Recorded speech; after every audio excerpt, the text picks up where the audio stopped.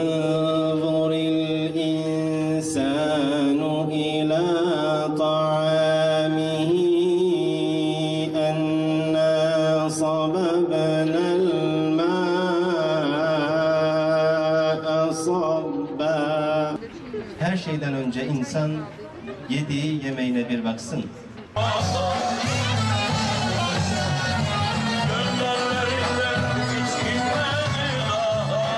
Toprakla buluşuyor biliyorsunuz. Ve belediye başkanım, Şenbel İlçe Milli Eğitim Müdürüm, AK Parti Şenbel İlçe Başkanım. Biz göreve geldiğimiz günden beri yeşil alan, ağaç dikimine büyük önem verdik. Ve şu ana kadar 3,5 milyon fidan ve ağaç Şahinbey ilçemize dikildi. Bir kısmını 900 bin tanesi çiftçilerimize zeytin fidanı ve fıstık fidanı olarak dağıttık. Kalan kısmını parklarımıza, vatandaşlarımıza dağıtarak her tarafın yeşillenmesini sağladık. Şu ana kadar 610 tane parkımız faaliyete geçti. Ve şu anda içinde bulunduğumuz parkımız Türkiye'nin en büyük parkı. Millet Bahçesi. 1.700.000 metrekare. İnşallah bunların sayısını daha da arttıracağız. Geleceğe daha güzel bir çevre bırakmak istiyoruz. Daha güzel bir Gaziantep, daha güzel bir Şahinbey bırakmak istiyoruz. Çünkü Peygamberimiz az önce öğrenci arkadaşımız da söyledi. Yarın kıyamet kopacağını bilseniz elinizdeki fidanı dikiniz diyor. Neden? Çünkü o diktiğiniz ağacın meyve ağacıysa meyvesinden, gölgesinden, yaprağından, odunundan kim faydalandıysa, insan olsun, hayvan olsun, kuş olsun, kurt olsun, kim faydalandıysa size sevap yazıyor. Bu çok önemli.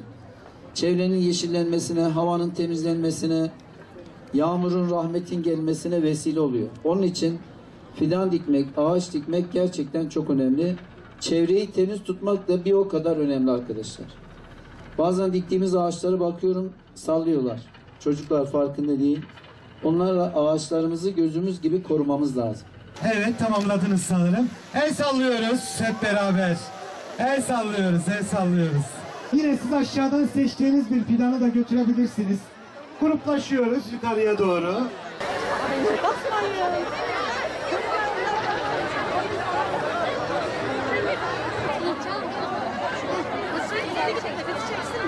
Ağaç dikmek güzel şeydir. Doğaya yaşam veriyoruz. Bu yüzden biz de ağaç dikmeye geldik. Hepimize hayırlı uğurlu olsun. Peygamber Efendimiz kıyamet kopsa bile ağaç dikin demiştir. O yüzden biz de Peygamber Efendimizin sünnetini uygulamaya geldik. Ağaç dikmek çok faydalı bir şey. Toprak kaymasını önler. Ve nefes olarak yani ağaçların bir tanesi bile kesilse bizden bir nefes eksiliyormuş gibi olur. Yani ben böyle konularda çok heyecanlanıyorum gerçekten. Güzel bir şey ağaç dikmek, oksijen.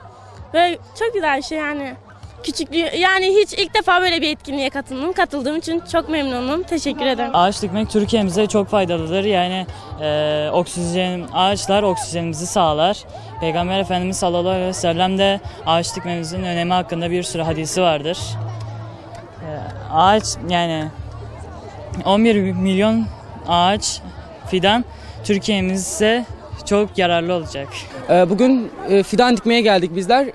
Küresel krizine engel olmaya, atmosfere fayda sağlamaya veya çok değil kısa bir süre önce yok olan Kaz Dağları için, İzmir'de yanan dağlar için veya Amazon'da yanan ormanlar için, yanan akciğerlerimiz için buraya fidan dikmeye geldik.